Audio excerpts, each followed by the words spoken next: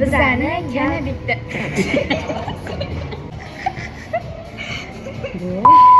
Bizani bedniy odatlarimiz, ya'ni kambag'al odatlarimiz. Boshlayman.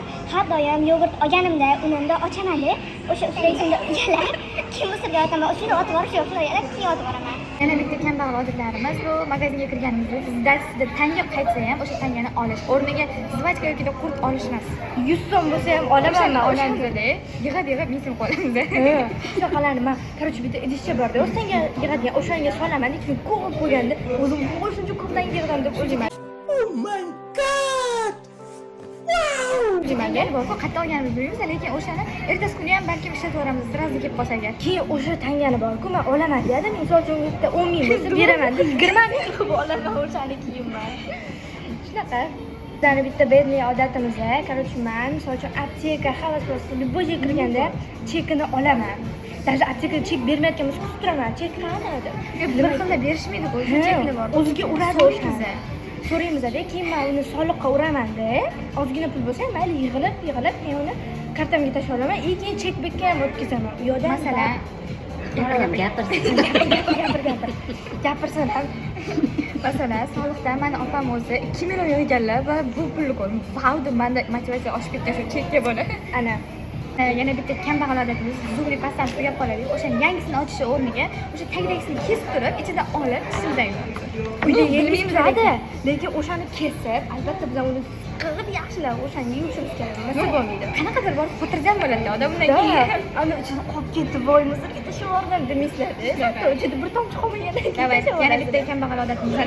Xo'sh, bizning yana bitta kambag'al odatimiz bu, misol uchun uyda idish yuvadigan gel, shampun tugab qolsa, ichiga suv quyamiz, yaxshilab chayqatib, o'shani idish yuvamiz. Yo'q bo'lmasa boshimizga ko'piradi. Shampunni boshimizga shunaqa yuvamizda. Bu odatlar qanaqadir normal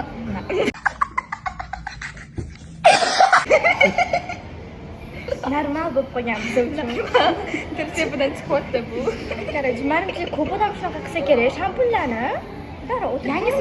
Yangisi tursa ya, lekin o'shani biz suv quyib yoki nimadir qilib kesib ishlatishimiz zarur. Bo'lmasa ko'nglimiz xotirjam bo'lmaydi. Shunaqani yana bitta kambag'al odatimiz.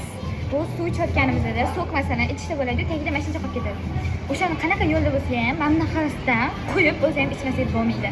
Shu qopqog'ini, korobkasini ochaman deyman-da, qasdan endi kesaman deb o'sha ichaman, bir tomchi qolish kerak emas uni ichida. Mazasi boshqa jotki bo'ladi. Ina tagi bor, shirin tuyuladi o'sha payt. Shunaqa. Yana bitta kambag'al odatimiz bu manimcha hammada bo'lgan. Misol uchun oyim qo'llariga krem suradi. Buni men oyimdan olgan bo'lsam kerak. Ko'p bo'lib ketsa agar, qo'lingizda sirpanchuv bo'lib qolish, ko'p bo'lib ketadi. Sразу menga qo'lni olib, mana qasdan surib tashlaymiz. Bu normal holatda. Isrof bo'lish kerak emas u narsa. Qo'lga ko'p surilib ketsa, eshikni ochaman deb yiqilib, qo'lingizni Biram aqlli bo'lishinglar. Yo'q, ko'rinmayapsan. Xullas, bu odat sizlarda ham bormi yoki faqat bizda? Kommentariyaga yozib ketinglar. Menimcha bu holat hammada bo'lgan deb o'ylayman. Bitta bizda emas. Agar mana shu videoni bizning boy odatlarimiz deganini xohlasanglar, chiqishini xohlasanglar, kommentariyaga ikkinchi qism deb yozib ketinglar. Biz esa sizlarga albatta bu videoni tushirib beramiz. Sizlar esa oldindan bitta like bosib, obuna bo'lib qo'yinglar bizga. Davay. Hammaga xayr.